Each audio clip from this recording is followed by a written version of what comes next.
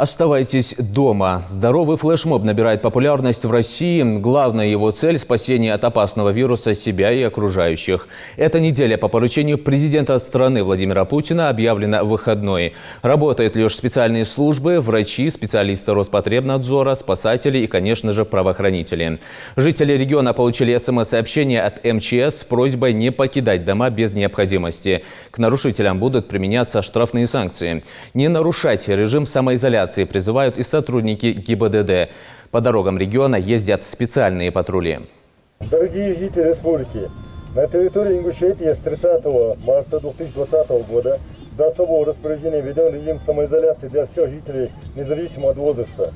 Карантинный патруль. Такое решение было принято по итогам заседания Оперштаба по борьбе с завозом и распространением коронавируса накануне. Сотрудники ГИБДД призывают население не выходить из дома, а тем, кто вышел, настоятельно рекомендуют идти обратно, пользоваться медицинскими масками и мерами предосторожности.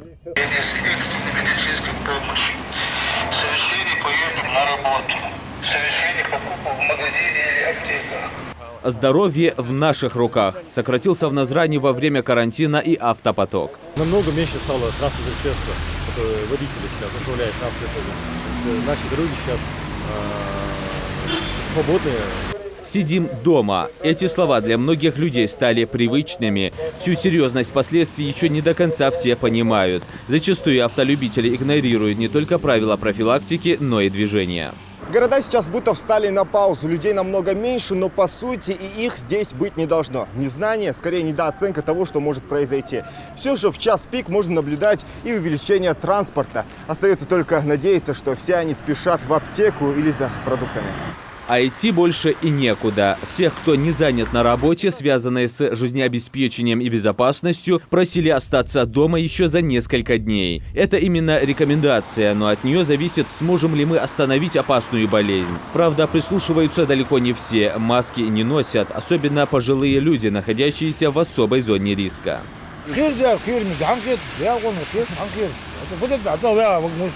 Надо выходить в магазин, что-то купить. Маски ли есть, маски от армии, они опасны, дети. Опасно, даже Аллах ходит.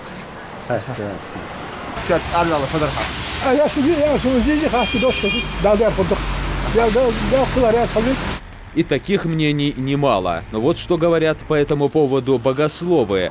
Всевышний Аллах в священном Коране говорит: «Не обрекайте себя на погибель». А в хадисе пророка Мухаммада, мир ему и благословение Всевышнего, говорится: «Истинный мусульманин тот, кто не наносит вреда ни себе, ни окружающим».